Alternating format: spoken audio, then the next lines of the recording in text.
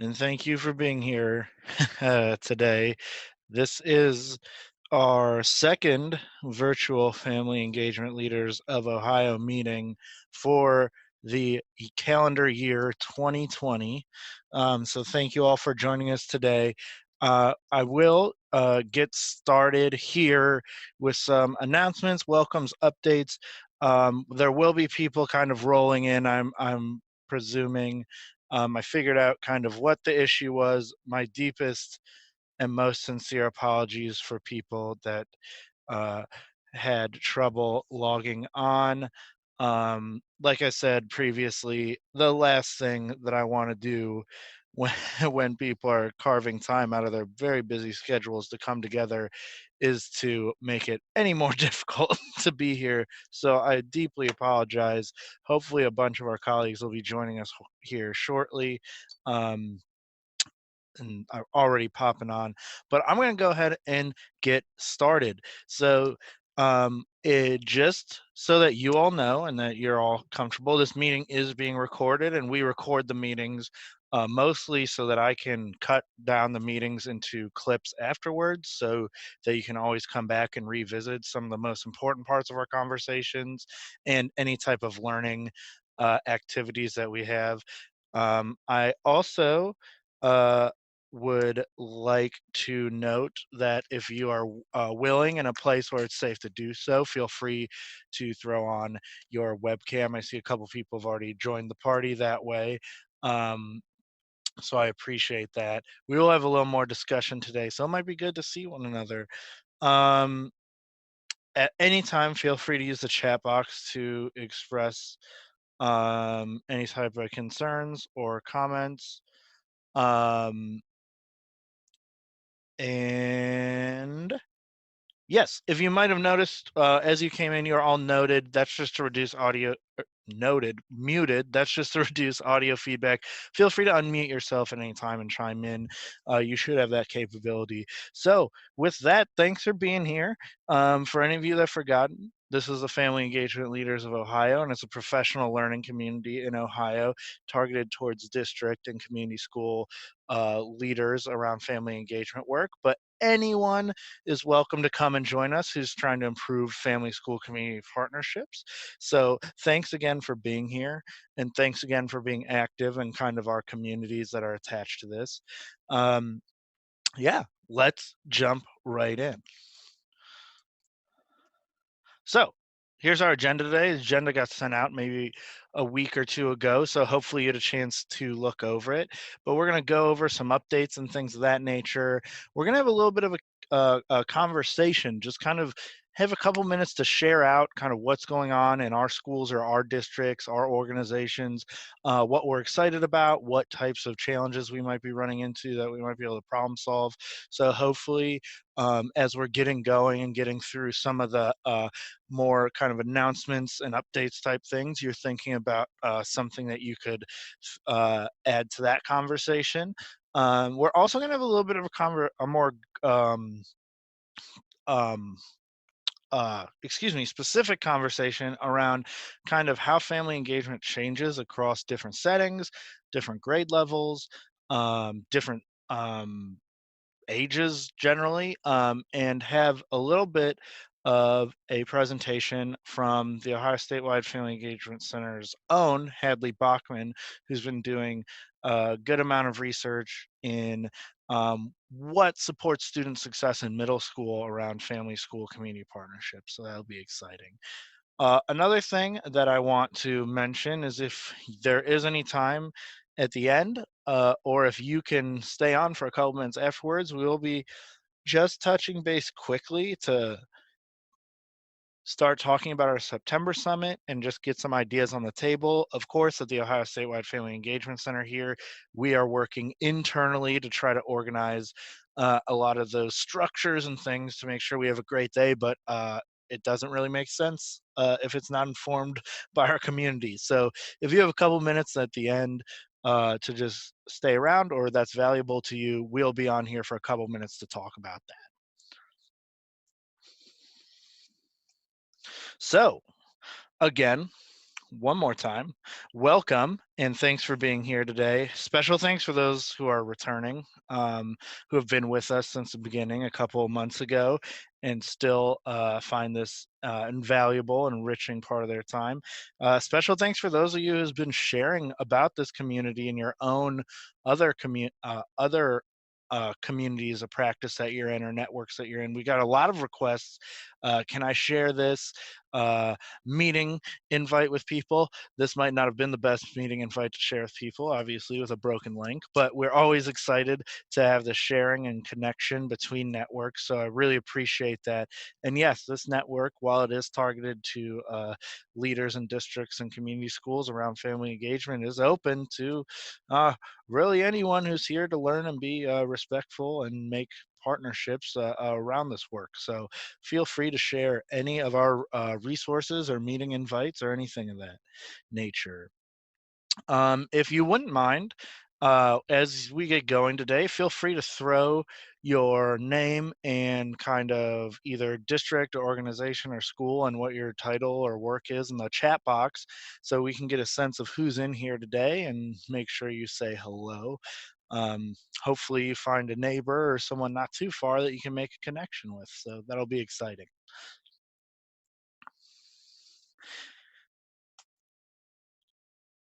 So our first announcement of the day is an unfortunate one, kind of due to evolving circumstances in our state and at our university, as well as just, the desire to make sure that everyone is safe, sound, and healthy.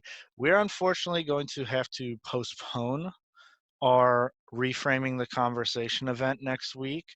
Um, Obviously not something that we are excited to do, but think that it's a best for all of our safety, well-being, and peace of mind. So be on the lookout for updates related to that. Um, we are planning on making sure that this happens again. We really believe in kind of the message that the Frameworks Institute and NAFSCI have kind of developed with this work. In the meantime, feel free, and I can send this out in the follow-up email, to continue to look through some of the Reframing the Conversation materials in the toolkit that NAFSCI and Frameworks have already published. That'll give you kind of a sense and a foundation of kind of what we're going to talk about on that day, and maybe give you some useful things to use in your own work there. So again, unfortunate, and we'll be sure to communicate this in a lot of channels, but next week's Reframing the Conversation event is postponed. If you didn't notice, I threw a poll up in there to see how many of you did get a chance to register for that event. I was super excited not only to get to see some of your faces in person, but because our fellow group was a very strong contingent of those coming out to the Reframing the Conversation event. So uh, we'll get together another time. In the meantime, check out those materials. If you got any questions, also feel free to shoot me an email, put something in the chat box, and we can follow up one-on-one if there's any lingering questions that way.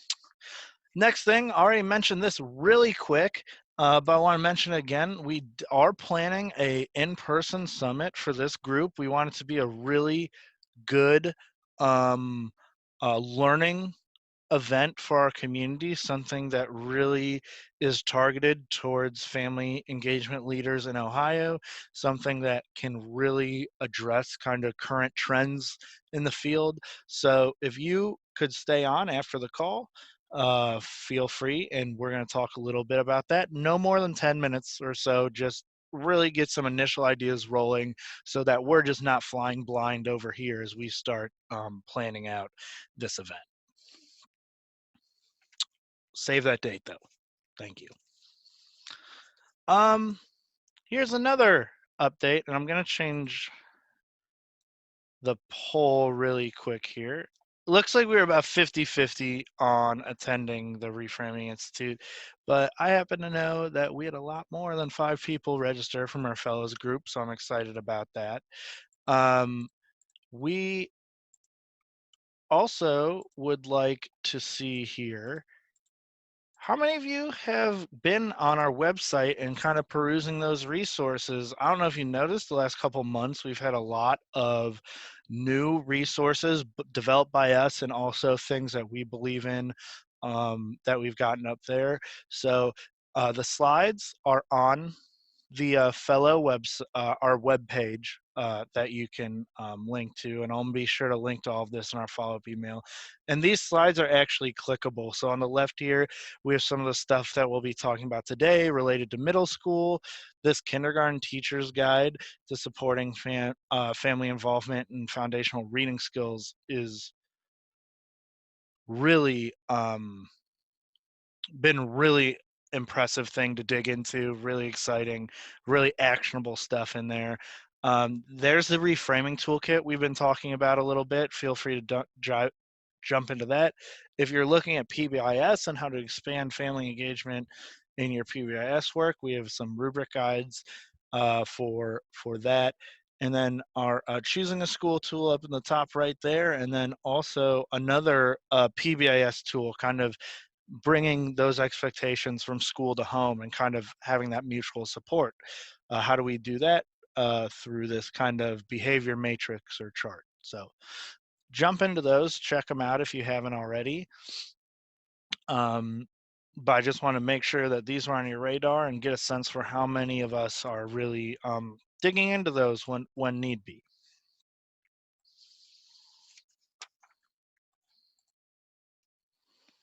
So feel free to finish up that poll, but I do want to jump into a little bit of a just a conversation for us to have with each other.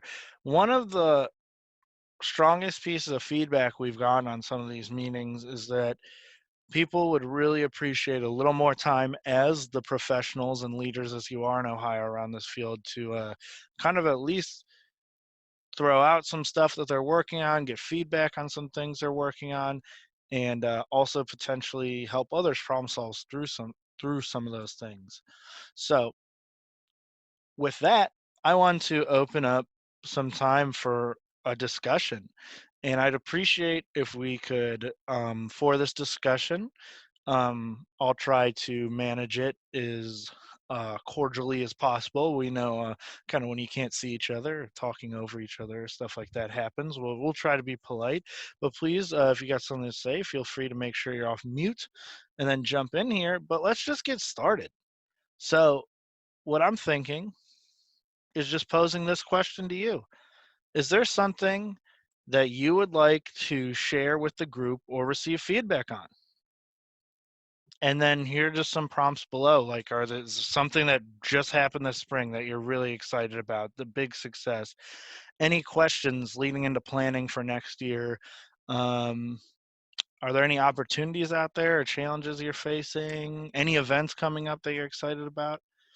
Let us know how you're progressing. So, yeah, I'll leave it up to you now.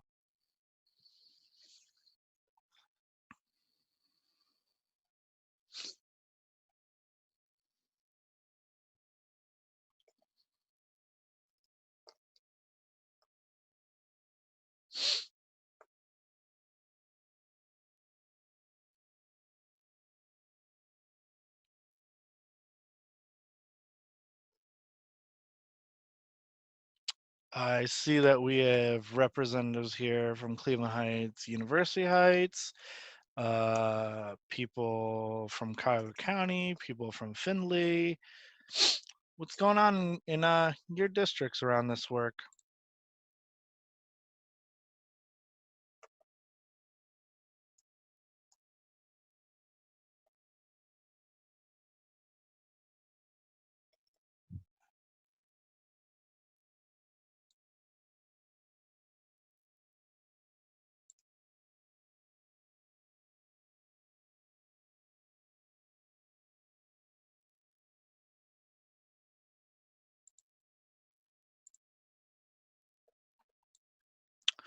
Okie dokie. Well, here's one idea. Uh, we did have 7 people note that they've at least dug into the website a little bit to check out a resource. Um, maybe if you'd like to jump on here, tell us what resource you've been using and how that's going. Actually, I think we got a couple people up here. Mitch, would you mind turning your microphone and share a little bit? Sure. Can you hear me okay? Yeah, thanks. So we are actually working on our annual cultural fair. Our district is very diverse in nature. We have a lot of EL students. We have just in general, very diverse population. We have a lot of Somali and Nepali Bhutanese students. So we're going to have a cultural fair on Saturday, April 25th, and it's going to be from 11 to 2 at our middle school. And the focus is really just to get everybody together and to allow some opportunities to learn from each other. There's going to be dancing, there's going to be music, there's going to be just a lot of different things. And a lot of times it is a huge obstacle in communication with other families for us. We do have Title III funds that we utilize for translation and those types of things, but doing events like this, we did an event for our Nepalese Bhutanese community in the fall. And so doing events like this is really about everyone coming together and sharing their culture. So that's a big thing that, we're focused on here in the next couple months, and something we're pretty excited about. And we've done this in the past. We've done it for the last 2 years, and every year seems to be bringing out more and more people. So we do have different foods from all different cultures in our school district, and again, just an opportunity to learn from everyone. So. Yeah, awesome. And I'll open it up for questions and comments back to Mitch, but I had a question myself. There's like in family engagement, right, this tension all the time of well, we got to communicate XYZ to these families about this, and it's kind of like gets caught up in the motion of school and academics and things. Have you found that kind of having a time to bring people together just really around culture and celebration of the self and identity has made it easier to connect with some of the families in your community? Yeah, it's absolutely made a big difference, and it kind of allows us to learn from their perspective on things that we need to improve on. But to be honest, just to have a day where we're not focused on the academics, Hmm. we're not focused on all those pieces, has really been helpful to our community in general, because that is a constant stress. How do we communicate with our families? And it's something that, typically, yeah, we can get letters translated, but some of the families, they don't read in their home languages. So, but it honestly has. It's been really helpful and a useful tool for our community in general. And so, yeah, it does kind of alleviate some of that stress, and it sets aside all of the academic stressors and pieces that go along with that. That's a good point. Thanks for sharing. Any questions for Mitch? Send us pictures at one of the next fellow events.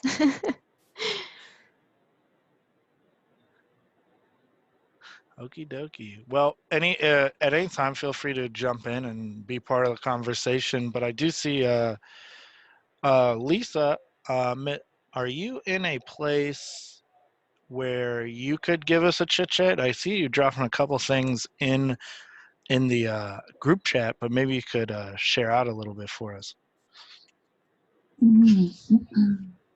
Hi, I don't know if my technology is working properly. I keep getting a lot of messages that I'm not necessarily connected. So It sounds good. oh, you can hear me? Okay. Yeah. Mm-hmm.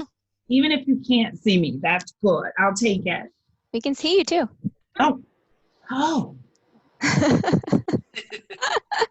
Adjusting to the technology. Let me see, how come I can't see me? I guess it doesn't matter. Probably because you're on full screen. Oh, I am on full screen. At the top, if you click View Options from the drop-down, you can exit full screen. Exit full screen. Okay. I still don't see it. This is a lot. I think it's so amazing that we have this technology and that we can connect in this way and share. It's kind of like how I feel about the Philo collaborative, because it is so great to be able to connect with practitioners.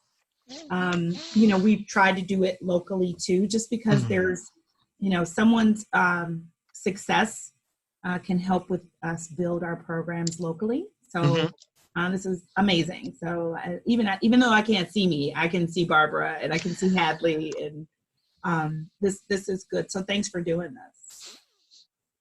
Absolutely. Absolutely. And I think you say something really important, because for those of you that don't know, up north, there is a family and community engagement collaborative that has been growing for the last little while. And I think that makes a really strong kind of nested approach. We can come here statewide and do some learning and talk about some big idea things, but where you're really going to kind of,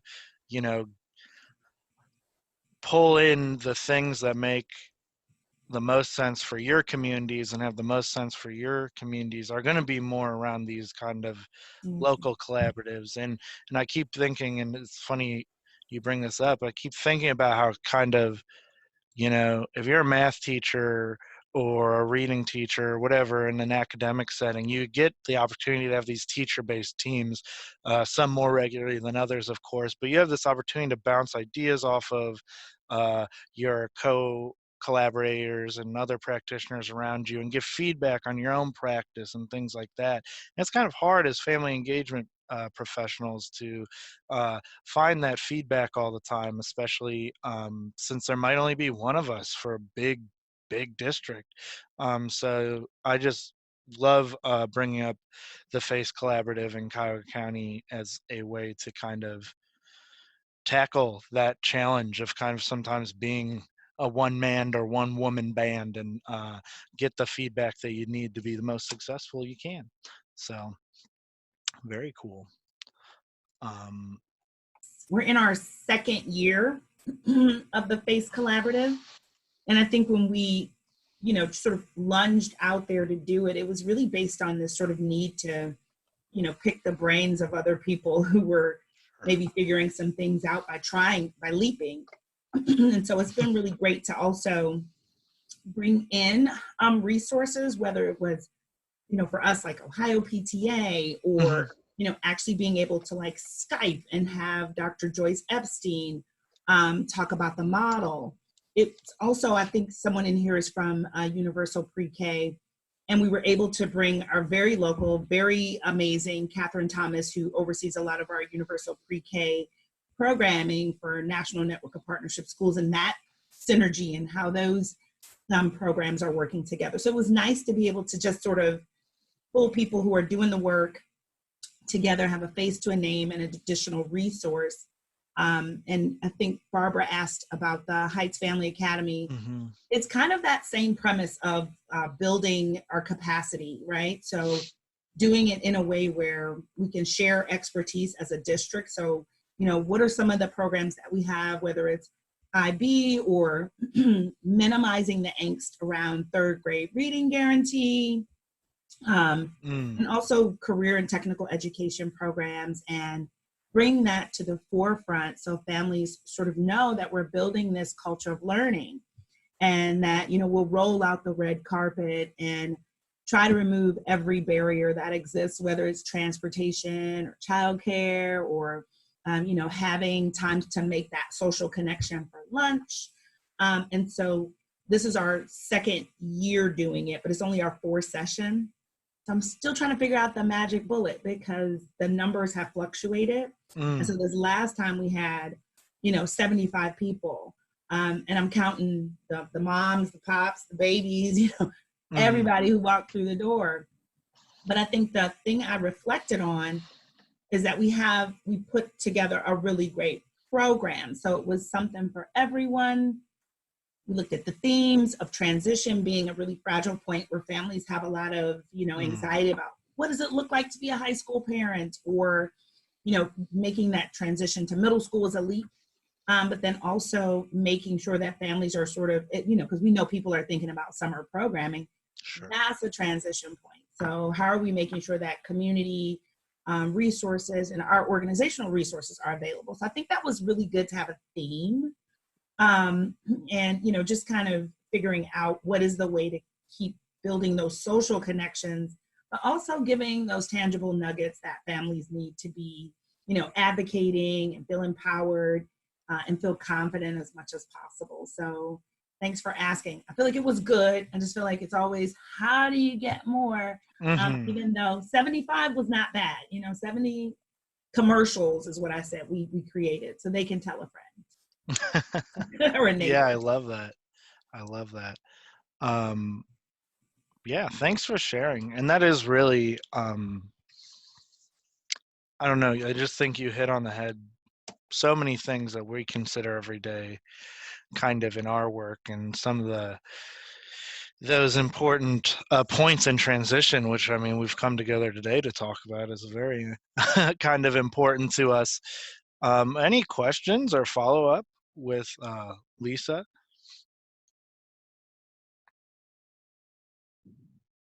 I just want to kudos. 75 is a great, start and a building, you can build from there. It sounds like you fluctuated a little bit over the years, but I was just curious if there was a way for families who could not attend to get the information. Did you sort of send it out in other ways, or, send out videos of the event or anything like that, just to sort of extend the learning beyond just that one day? Meredith, that's the thing that's kind of keeping me up at night, because last time we said we're going to have a virtual academy, right? Yeah. And so we know that some of the barriers, everybody can't make it through the doors. But how do you make that information accessible well after the event? And in my mind, I'm thinking with Google, right? This, again, with the technology piece, is there some way people can just share their presentations and it lives on our website so that that information is still accessible? I'm not sure, our communication department and the presenters, like we're really crossing that threshold yet, because I think it's, I feel like it's easy, but I'm not, the one who has to put it up there and do it. Yeah. But it is something we're thinking about doing. And I think, we know that the whole point is to make sure that it has legs and it has life well beyond the event. And so, cross your fingers, hopefully we'll figure it out. And to me, that kind of builds that awareness of the event. Like right after would be great, but I'm like, maybe because we're sort of struggling to get it done, it'll be, and maybe in a month or so, we'll be like, come and visit the virtual academy, and it'll keep building sort of that interest in the actual event. So it is something we're trying to do. Thanks for asking though. Sure. I mean, our team has sort of, had those same tensions and struggles as we sort of ramp up our resources to, it's sort of like scary leap to record and then share, and, it's another layer to already sort of plan an event and then to think beyond just that day. So if you ever have any questions about that, or want just some cheerleading to get there, we're happy to help in any way that we can. Obviously at OSU, we have a couple more IT and AV resources here, but, Tom's always telling us that, why don't schools just ask their high schoolers to do it for them? They're so smart. They're so capable. They're so excited about all the different ways they can use technology. And he's so right. Like if we ever had a question of how, we have not enough staff resources to record this or learn how to share it, just, we should just all reach out more to our high schoolers. I think that's exactly, we kind of tried that, and I think I'm going to take you up on your cheerleading information, thinking it through, because there's been some sticking points. Like we've had the students come and record like a preview snippet video, and then they got to sort of rumble with the content to create like an edit and do what they're learning to do really well. Nice. But I think overall, I think we think of it as, it's got to be recorded from beginning to end to be a session, and that can be a little exorbitant in cost for us. So that is one thing I will follow up with you guys on, even if what we have now is, a way to just create the presentations. I would love to hear your thoughts on how to move forward on it. Sure. Yeah. I know when we were talking to somebody in the Canton area, her name's Myra, I forget which school she's from. They were trying to get as many families as possible involved in some sort of a council, I think it was, and they started live streaming on Facebook their council meetings. Barb, correct me if I'm wrong. And I was just so impressed at their enthusiasm for really just trying that out. And they said they got a lot more engagement that way. So these little sort of hopefully low cost, high impact strategies, we can just continue to try them out, even if it seems a little scary the first time, right? Yeah, absolutely. I've heard about the live streaming, and I'm like, is it accessible after the live stream? But I think we just have to, like you said, just leap and try it, because that's a low cost, no cost way, and trust that people will sort of, take it on and do it. I was kind of all over the place. We were all trying to do a million things, and I'm like, yeah. But yeah, it's really, I think, a good way to, because we all have platforms, Facebook, social medias out there. How are we using it? So yes, I think you're absolutely right. Thanks for sharing, Lisa, and Anytime. letting us ask questions too. Absolutely. So with it, keep feeling free to share out or throw anything in the chat box. I'm hearing one of our colleagues, Alyssa, just dropped something in the chat box, which is pretty interesting and a big focus of our work, and hopefully something that kind of you all are incorporating into your work about 2-generational programming and considering family engagement programming from both the needs of the student or child and the needs of the family or caretaker, and how those objectives might be completely different, but also equally necessary to create a great space for learning and collaboration between home and school. So feel free to jump in the chat box and dive into what she was willing to share with us as well. I am going to take this opportunity to transition to our next conversation, which hopefully we've all warmed up a little bit hearing from some of our colleagues. But I also think that kind of what Lisa and Alyssa have shared the last couple of minutes leads right into this conversation. And it's an important question, and I think something that we've all kind of engaged with to some degree, but how does thinking about family engagement change across grades, settings, and ages? And I'm throwing that out to you all. In your planning, whether you're at a district or school level, or just working with principals to develop their plans or whatever, how have you seen this change? Have you adjusted to it? Do you think about it critically differently all the time? Let us know. Drop something in the chat box. Feel free to take yourself off mute and let us know about this kind of important question that's kind of hard to manage if you're doing family engagement for a whole district, right?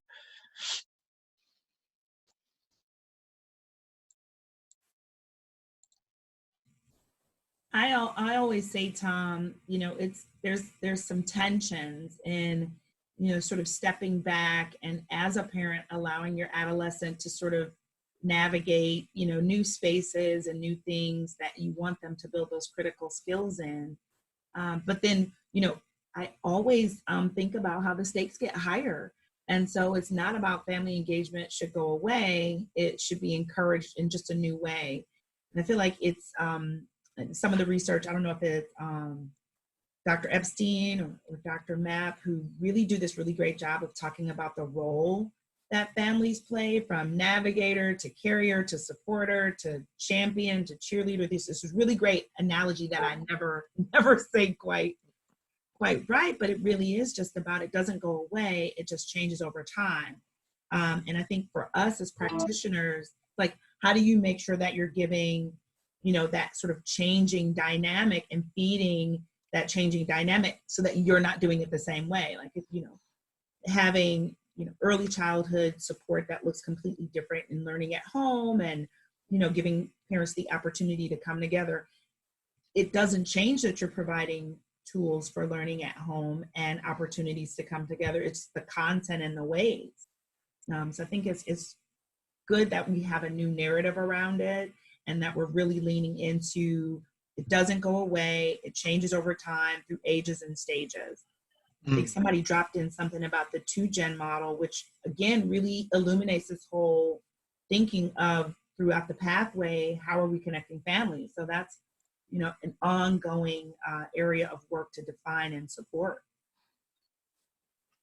Absolutely. And thank you for sharing. I think you hit a lot of the broad strokes on the head that, you know, there's a case to be made that family engagement almost becomes more important, though it does look very different, like you said, maybe not so much being present in the school building or things of that nature, but being engaged in a child's education, you know, never kind of loses its significance across the educational cascade, or if you will. Other thoughts on family engagement across grades and settings?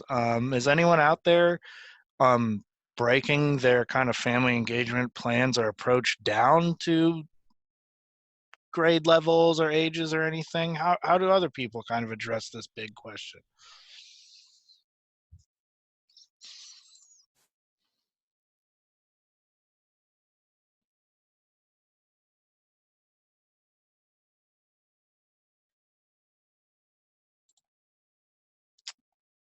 I am seeing a couple people in the poll letting us know that they do approach it a little differently.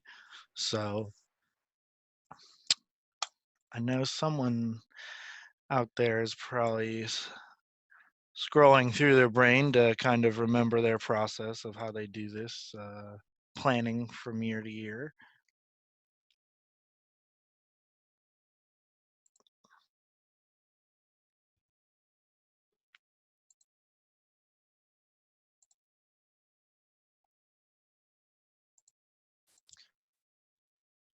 Is there a best practice? That's a good question. I'm guessing that the context of that, is there a best practice around how to be planning across grade levels? I mean, we are kind of in the process of working through that question ourselves here at the Ohio Statewide Family Engagement Center. And like a lot of this work sprouting up from the idea that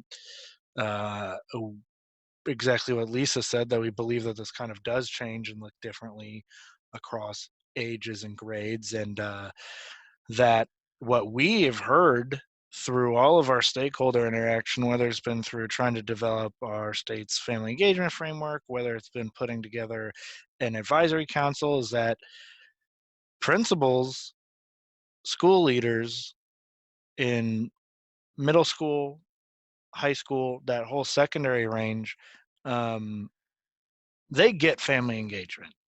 You know, you can tell them all the stuff we talk about here all the time, and they'll nod right along with you and agree.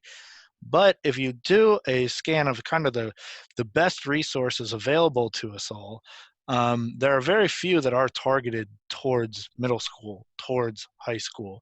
And so we're also getting a sense that they're feeling a little kind of left out or at a loss when you can go on any family engagement website and, you know, there's a multitude of resources for early childhood, for K through 3 type space. So what do we do to kind of address this? And that's the question we're tackling together. So thanks for that. You can kind of see by looking at the different resources on our website, because we do have them chunked by sort of grouped into early childhood versus elementary versus middle and high. So you can kind of see just from looking at the types of resources we're sharing that the content obviously sort of changes over time. And obviously, you know, this is a great sort of early segue into what Hadley's going to talk about today, like what are the specific family engagement tips in the middle school timeframe. But if your question is more about sort of internally, how do you logistically plan across, I think it would take some sort of, you know, collaborative planning meetings, either with the school leaders or even with teachers, to share just what they're doing over time and to see just the variety of, what the first grade teacher is doing versus the fifth grade teachers versus the, freshman high school teachers, what they're all doing. And so you can imagine as a family going through that system thinking, okay, you just never know what to expect. In first grade, this is how I'm expected to interact. And then it completely just, so if it's completely disjointed from either year to year or teacher to teacher, then you never really feel like you're having a stable experience, even in the same school district. So just having some sort of collaborative planning and sharing meetings where you say, what is the best practice? What can we learn from what's working in first, second, third grade that we can try and at least replicate, even if the content's different, but maybe some of the methods that are working. And also just communicating to families that they will have some sort of common experience throughout. That would be huge at setting their expectations for being involved in the schools over time. So I think we do know some things about best practices, and how it looks logistically in each district is probably going to be a little bit different, but just kind of getting in the same room and opening up the conversation is a huge first start, I think. Barb, any additional thoughts on that? No, it was well said. I think, I can't hear you. Can others hear her? Can you hear me now? Are you plugged in? I'm plugged in. I'm unmuted. Can't hear me? Can't hear you. It's very faint. All right, let me see if I can draw it up. You can come steal my microphone if you want, Barb. I think you're on target. You're good. Let's keep going. Okay.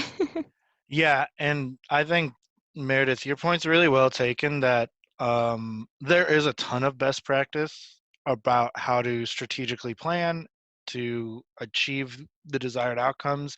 And I mean, like in the same way that you wouldn't kind of be planning for academic outcomes that you want to achieve district-wide, you kind of don't want to necessarily be doing that for family engagement, because of course the things a third grader's learning in math class and algebra 1 are completely different. So how are we expressing the outcomes that are desired and how we're planning to get there? I think that there is a ton of research and also tools. I mean, I'm thinking of our Partnerships for Literacy tool, which is not it has a very specific target, but at the same time kind of puts together these structures about how to incorporate family voice into meetings and things like that, how to keep records, how to make comfortable accommodations for everyone who might be on a team is a good place to start too.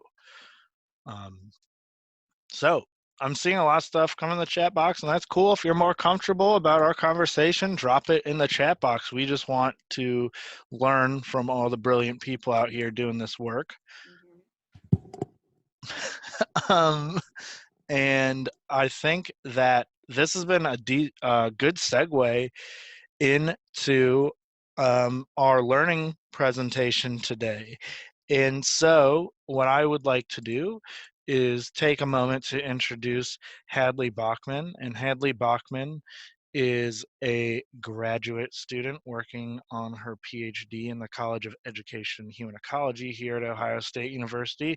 And she also happens to be a graduate assistant here at the Ohio Statewide Family Engagement Center.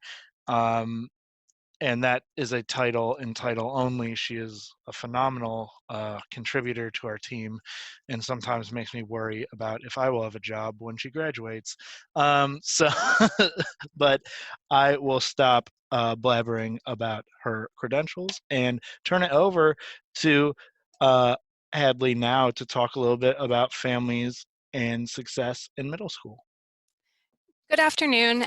Can everybody hear me okay? Mm-hmm. As Tom said, my name's Hadley Bachman, and I'm a graduate research associate here at the Ohio Statewide Family Engagement Center. And before returning to graduate school, I was a principal, and before that a teacher.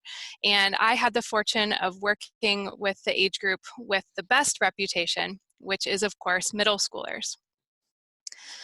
So I want to start by just asking what makes middle schoolers unique? Is anybody willing to answer? What are some characteristics of the middle school age?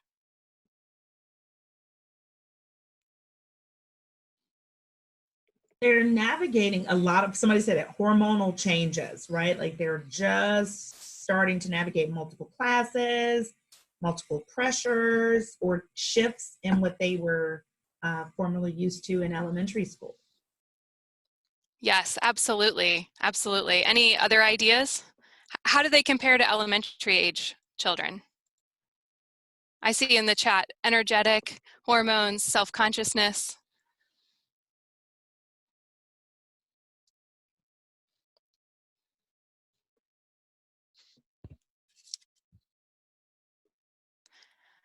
Okay, well, I'm going to go over some of the characteristics that the research shows is some of the things that we see in middle school age. So first, they're really developing a sense of their own individual identity. So that's one of the unique things that middle schoolers have.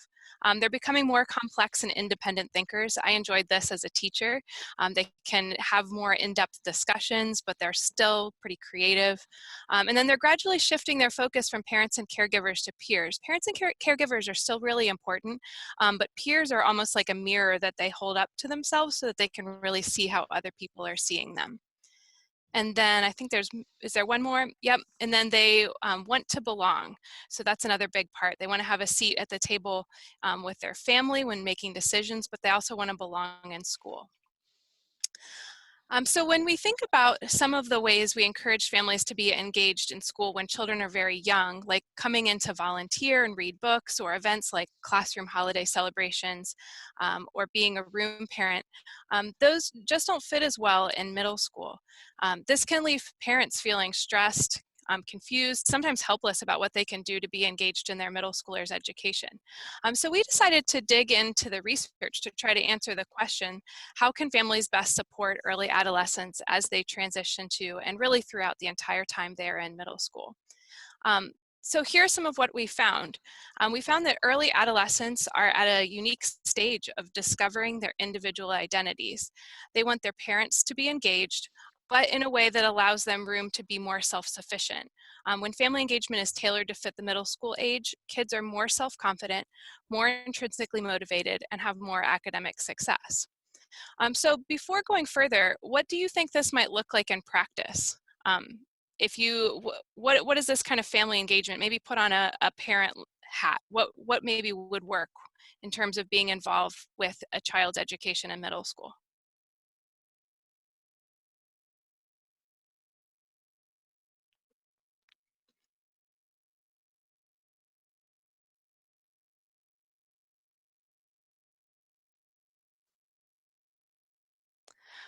Well, maybe we're all sort of at a loss on this. This is a new one.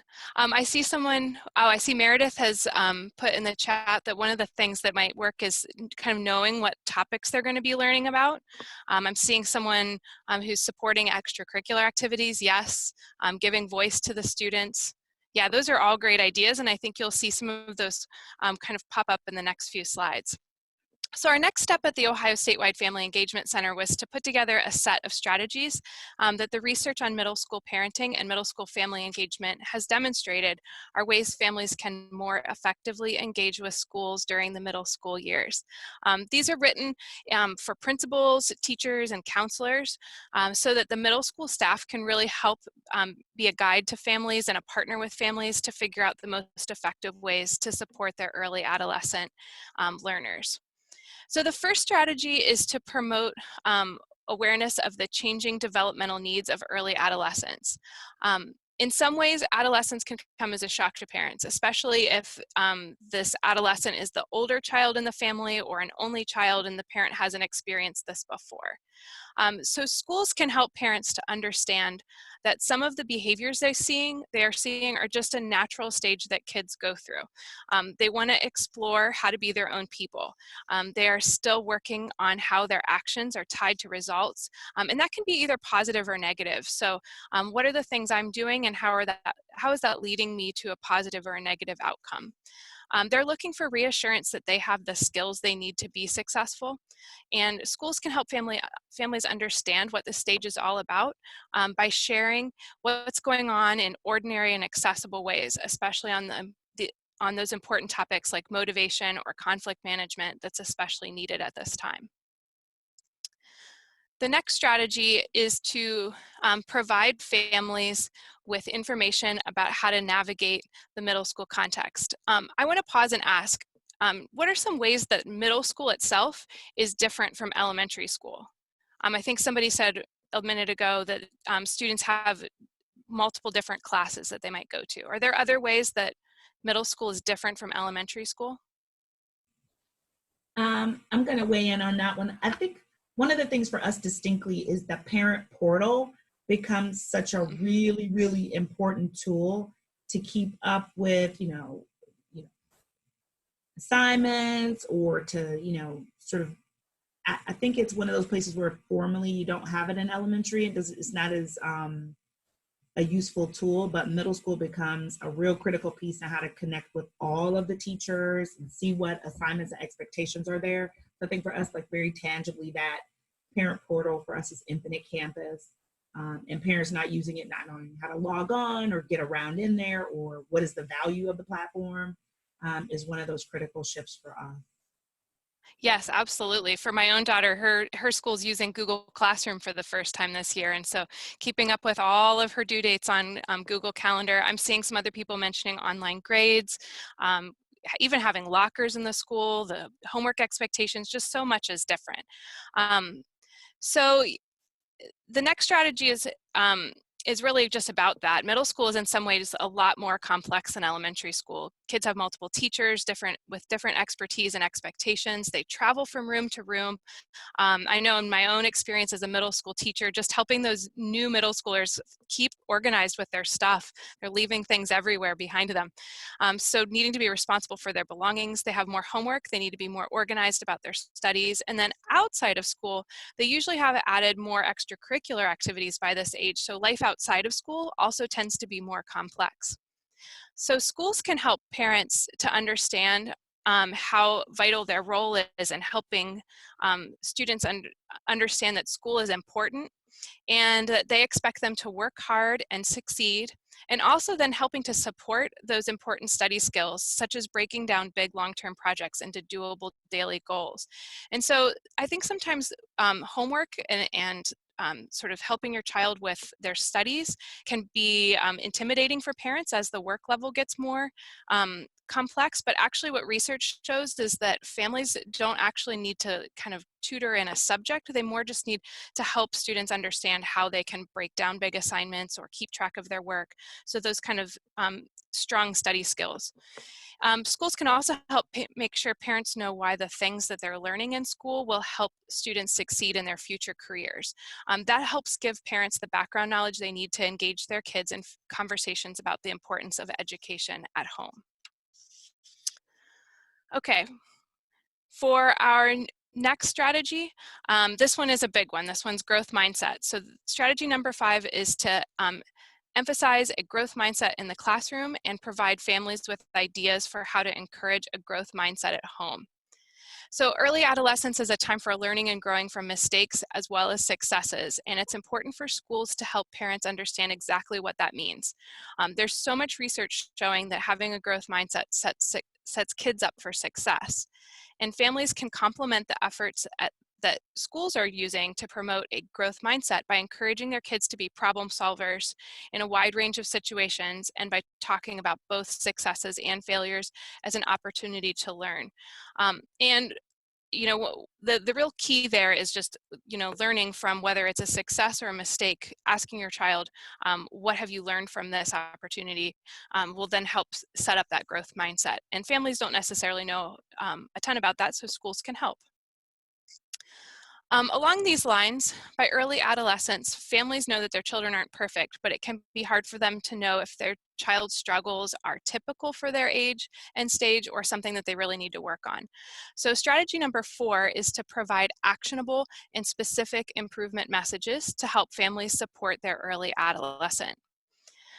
Schools can help by regularly communicating improvement messages that give families specific information about areas for growth. So it's really important that these are something that's actionable and specific, something that families can actually do at home, rather than sort of this qualitative opinion about a student. They should always be paired with the expectation that kids can and will make this growth. So the more concrete and actionable the information is, the more the families are able to give the support at home. Okay, strategy number 5. This kind of goes hand in hand. Encourage families to approach homework with positivity. So even as a graduate student, this one's important for me. For those of you with kids, what has your experience been like when your child has had a lot of homework?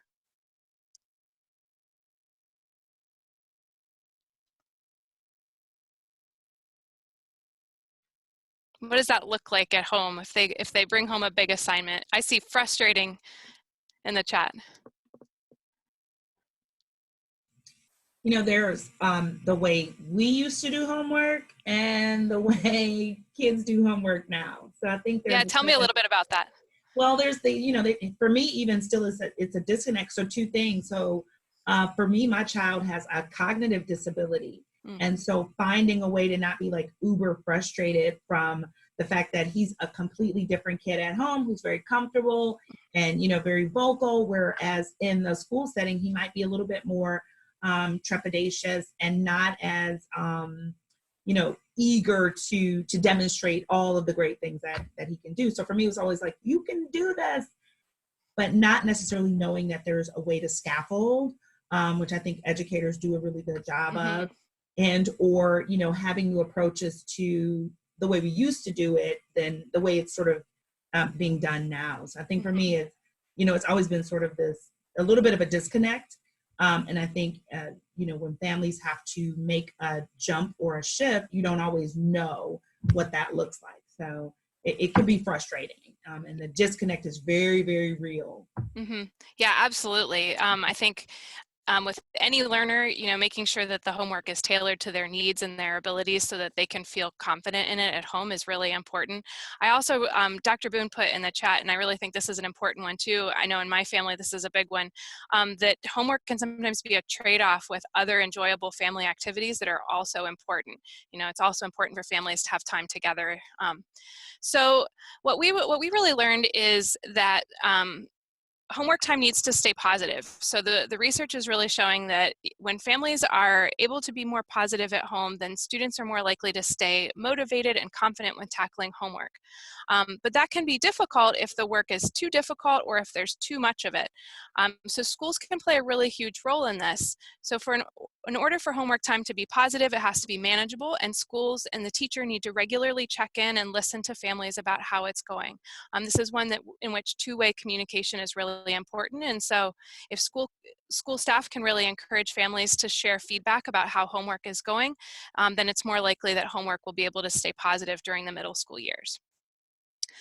Strategy number 6 is to partner with families to provide age-appropriate and supportive routines and structures.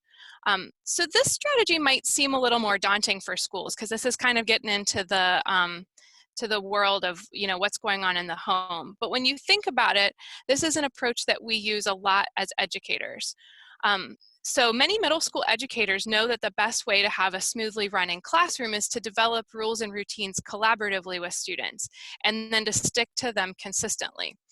So parents are shifting from having the child be younger where they had to put in place more of these rules and structures for the child, but now parents really benefit from knowing that this is really effective when you collaborate with students, with kids in developing rules and structures, because it provides them with structure without overdoing it or making them feel like they don't have a voice or needing to rebel. Families can also especially benefit from hearing about trends with social media and ideas for how to provide structure for their children with social media. Educators often have more exposure to a larger population of kids than most parents do, so they're often the first ones to hear about some of these new fads and trends that might be of concern to parents. Strategy number 7 is to collaborate to create a sense of belonging at school and at home. So think back on your own middle school. Did you feel awkward? Were you lonely at times? Confused about who you were becoming or who you really were? All those things are normal. So both schools and families can work together to promote a sense of belonging and support. So this is an important strategy, again, to emphasize listening to families and that the importance of two-way communication. So families can help us as educators know if students are feeling lonely or ostracized, or if there's problems going on with friends at the school, so that at the school we can help build systems of support. We know who might need to check in with a counselor, or who might need an extra conversation with a teacher or a friendly face that day. So again, this is just one where hearing from the families about how school is going is really, really valuable. Okay, strategy number 8 is to communicate and model confidence in the early adolescent's abilities. And this strategy connects growth mindset to providing that sense of belonging. This age in particular needs 3 motivational resources. They need to know that their actions have reactions, so whether those are positive or negative, that they have the ability to do the things they need to do to be successful, and that they can and are choosing those actions that lead to success. One great way to do this is for schools to implement student-led conferences in middle school, which gives students the opportunities to share their successes with their families and describe the action steps they took to lead to this success. And then finally, our last strategy is to value home-based involvement as the most impactful and developmentally appropriate form of family engagement. So for the middle school years, this is about honoring families for what's called home-based family engagement, and that's where families are supporting the education effort through their everyday parenting actions at home.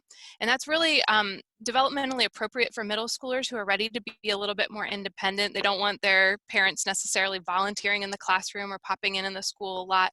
And they need to feel confident that they can approach these challenges on their own, but they also need support and help getting there. So we as educators can really value what parents are doing at home to help set their child up for success. And we can share with families how vital these strategies are and celebrate and appreciate their work in providing support at home. And that also values families that might not be able to get into the school for events at their regularly scheduled times just because they work different hours or they struggle with transportation. When we send home the message that we know that you're involved in your child's education, even if you're doing so at home, that really values parents where they're coming from. Okay, so last slide. Where can you go to learn more about the research and access tools for your school and community? So if you want to learn more about what we've been talking about today and access tools for your school, you can go to our website and this is a direct link at the top of the screen there, where you'll find the full research brief that we wrote that has more information and tips. So it breaks it down with each of those strategies, but then it gives even more tips for what that might look like in school. It also, at the end of that white paper, it contains a note catcher. So it's completely ready for you to use in PD sessions if you would like to use it with school staff. We also have a tweet series that's bundled so that you can share it on social media that has each of these tips, and they're written for families in ordinary accessible language. And then finally, we have a one-page tip sheet infographic. This is what I was thinking about that Mitch might want to use. That's perfect for middle school transition events or back to school nights. And all of the materials that we have for families also come translated into Spanish, Arabic, Somali, Nepali, and Chinese simplified. Are there any questions I can answer here about any of the things I've shared? Or any comments or reactions that anyone wants to share with the group about what's worked for them or struggles that they've encountered?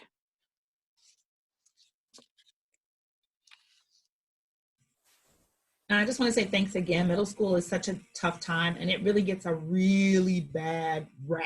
So I think, parents go into it sort of biting their nails or in exasperation, just like, I'll wait till they get on the other side of this thing because, it just gets a horrible rap. So thanks for the targeted support. I said that in the chat, but it's really needed, especially as we try to always make this sort of compelling argument around family engagement not going away and parents sort of waiting and crossing their fingers or hunkering down.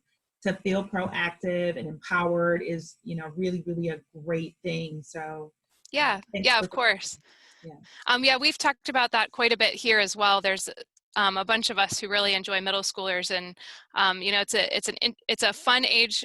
There's lots of promise and a lot of great things about it, and I think when the strategies that we're using at school and that parents are using kind of match what the kids need, then it can even go more smoothly.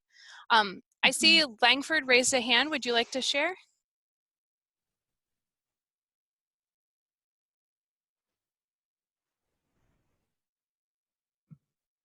Can you guys hear me okay? Yeah, I can hear you. All right, well, hello, everyone. Hello. Hi. I just wanted to thank you guys for putting this information together. This was very well done. And I'm just looking forward to, because you guys recorded this, is that correct? Yes. Okay, awesome. So I'm looking forward to going back and reviewing the recording and then also sharing it with other FACE practitioners that may not be actually on the call today. So this is great. Thank you very much. Great. I'm excited that you can use it. I really appreciate that. You know, I would love to hear from some of you who take, say, that research brief that Hadley was just telling you about, and use it with a school team, have a staff meeting, or sit down with your staff, or if you have other family engagement folks in your district, and sort of take a look at, are we shifting from our elementary model of family engagement to a middle school model, and really sort of examine our practices. Because if we're continuing to sort of expect families to do sort of elementary family engagement in that model, then we're really not facilitating that support that families could have. And what we hear and experience is we're hearing from schools saying, gosh, families just aren't as engaged as they used to be. And we wonder if it's not because we're not looking in the right place, and we're not sort of encouraging and supporting that middle school shift for families. So we're trying to really lean in and have schools really think about it and have some critical discussions around, are we really making that shift with our families to a middle school model family engagement?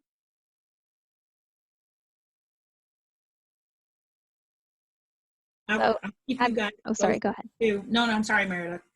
I'll keep you guys posted. I'm supposed to work with one of our middle school principals, and I will test them. And it'd be nice to have sort of a benchmark, like, okay, what were your beliefs going in? So if you guys have any ideas on sort of like taking the temperature of their belief with their building leadership team, I'm going to hold them to task to be invited to talk about this. And now I'm even more excited because I have more skills or tools. So yeah, I would love to hear anything that you guys have in regard to like measuring their belief. But we'll try it out. I kind of like how Hadley asked the question sort of at the beginning of each strategy. So what are your current, preconceptions about this? So it could even be very open-ended, just get people sharing in the room. I'm super curious because I happen to know that Hadley has a middle schooler at home. Which one of the strategies she's found to be most impactful for her own home use? If any. Yeah, that's a great question. I think the one that was most eye-opening to me was the one around that she doesn't actually need me to help her with the content of her homework, but that what she really needs is for me to help her think about what steps she might need to take to like break down a bigger assignment, or have something be more manageable, or make an outline for an essay, or if she has to read a book by a certain day, how many pages she needs to read a night. That was kind of eye-opening for me, that those were more important for me to do than to like help her with how to do a certain kind of math problem, because the way that kids are learning some things is different than the way we learned it, and so that can feel intimidating, I think, for all of us. So knowing that just setting her up with tools rather than needing to be her teacher at home, that was really helpful, and it's made homework time like a lot less stressful and frustrating in our house. I want to wrap back to we talked about parent portals a little bit, and I think sometimes the message is, hey, we're creating this huge accessibility for people to get information, and oftentimes what I hear is, parents, check your child's grades, check your child's progress. And I really wonder if middle school, we should be really sitting down and saying, okay, here's how you sit down with your child and look at the parent portal. When I had a middle schooler, we sat down and we looked at all of his quiz grades, and I was able to point out to him, it looks to me like when you're losing points or not getting your best grades as you could in this class, it seems like it's in the area of quizzes. Tell me about quizzes. And we were able to have that really focused discussion, but I don't know that a lot of families kind of can see that and kind of know how to navigate that. And if it's not up to date, it's hugely frustrating. And so I think bringing that whole use of a portal into this discussion is an important thing to do.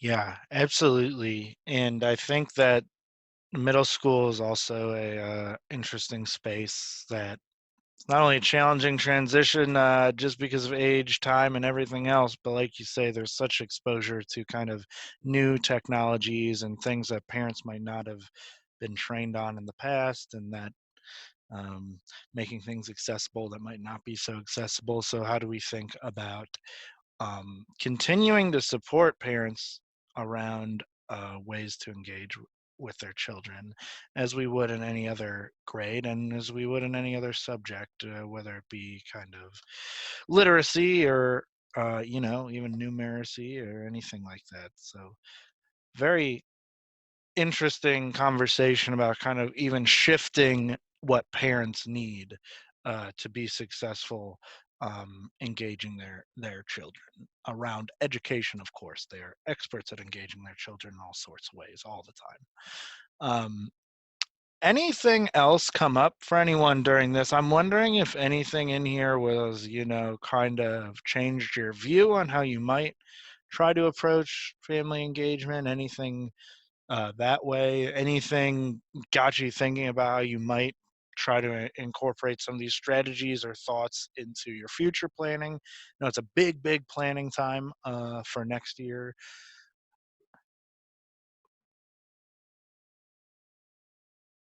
I'd like to just weigh in on my thoughts around like how the conversation sort of made me a little bit more reflective on like the purpose of Mhm. engagement and that piece around like advocacy. What we found, we sort of did some surveys around how our Infinite Campus was being used, and we found that there was a disconnect. I think somebody mentioned it, like it could get, really dicey at home if you're going to the portal and it's not up to date and you've got this kid in the middle who's, swearing to high heaven that they turned it in. And, so we found that, the expectation of when information is updated is not always very, very clear across school settings, across, room by room, teacher by teacher.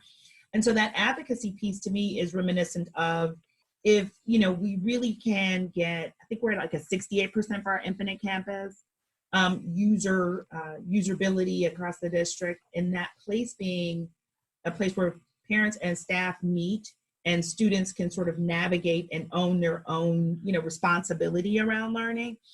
That pushes the system, right? I always think of advocacy as sort of meeting the need. It doesn't have to be adversarial. It's just sort of saying, we're pushing because it's needed. And I think that's one of those places, if parents can get it, and it can drive the consistency for staff to really meet there. It's just one of those places, like, what does family engagement also do? It carves and cultivates a more responsive system. I look at it that way too. So it's interesting to add that piece to it, even as something as simple as the technology piece. Yeah, thank you. Thank you.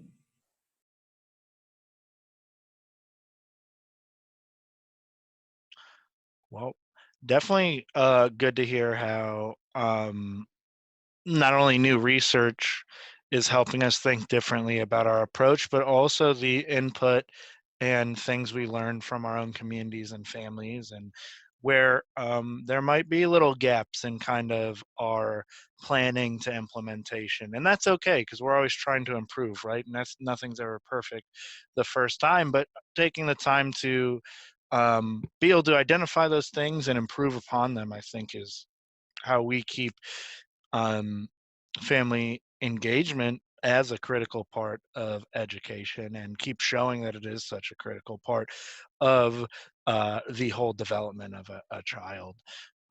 So I really appreciate, I just want to say thank you again to Hadley for coming on here and sharing some of the great work that she's done. Thank you for And having me. oh, absolutely. And I did just want to point out, if you go back a couple slides in here, this picture of the document here is linked just like the link above it. So just go on, click it if you want to check it out. Also on the website. Really good thing. I really appreciate that it kind of sets the stage for, you know, what the research says about this, what maybe I should be considering or thinking about, and then after you kind of reframe yourself around the new learning, has these kind of tips that you can just go and test out on your own. So it's kind of a double whammy, a new resource and new learning. So you knock both those out at one time. Very exciting. And Tom, just Yeah. want to add too, just was thinking about hearing from Licking Heights about how you've been listening to families there and how you're celebrating culture there, and that these tools, particularly the family tool, is translated into Nepali. So as a resource for, it's in many languages, but I don't know if you find many that are readily available to you in Nepali as well. So just want to let you know that those translations are available. Yeah, thank you. Great point. So we're gonna kind of wind down our learning. We had decent conversation, good amount of learning today, some exchange. Really appreciate those of you that dropped your thoughts in the chat box or had the ability to share out with us today. Also, just want to apologize again for anyone that had a challenging time logging on at first. Make sure to have that worked out in the future. But if you want this conversation to continue, always remember that the discussion board is live. I'd like to thank our friend Terry from SST3. I think she was the last person to jump on there and introduce herself, tell a little bit of her story about family engagement and the work she's doing. So make sure you go check out and say hello to Terry. Also, there's some questions up there, and if you ever want to post a question, go feel free to do so. Um, Also, I obviously have all of your contact information personally, but I'm not trying to share any of that with anyone unless you, of course, want me to. And so we have started kind of a public facing contact list for family engagement practitioners. So if you wanted to follow up with Licking Heights and see how their community event went, and you're in a neighboring community and just wanted to get some pointers, you might be able to reach out there. So just letting you know that this link is live and takes you to a survey where you can add your own personal information, and feel free to, hey, I don't want my phone number, but here's my email. I do want my phone number, and here's my Twitter, whatever. Feel free, whatever you're comfortable with, and just make sure that we can communicate to continue to learn from each other and continue to improve our practice through a culture of feedback. The last couple of steps for today, I did want to make sure that everyone has a little bit of time to complete their exit survey for me. I do take what goes in there very seriously, try to adjust a little bit of today's meeting to some of that feedback, and we'll continue to do so. That's kind of where we got that discussion time. That discussion time will probably become a standing part of these meetings. So feel free to think a little bit ahead next time about what you might want to share out about or give feedback on. Next meeting, we're looking at May 12th. I know that May is basically one of the worst months for educators to be able to get active and pursue some professional learning opportunities, some network opportunities. But this meeting will be a little less structured. We're thinking right now, maybe a little bit of time to get some feedback on planning for next year, thinking about summer events, things like that. Really, hopefully, developing collaborative time for us to make the most out of our time together and make sure that we're not wasting your time at this strange intersection at the end of the year of with everything that goes on in May. Last thing, of course, I did ask earlier in the meeting if anyone here has either filled out the survey about being part of summit planning, which a bunch of people on this call did, and I will be following up via email shortly. But if you either reply to that or just want to jump in here and give some ideas about the summit, feel free to stay on the line. But with that, I will just drop the link for this survey into the chat box, and please take the survey so we can improve the practice. And I just really appreciate you for being here, and thank you for your contributions to the field and your communities and your schools. So thank you so much for being here, and again, please stay on the line if you want to talk about the summit.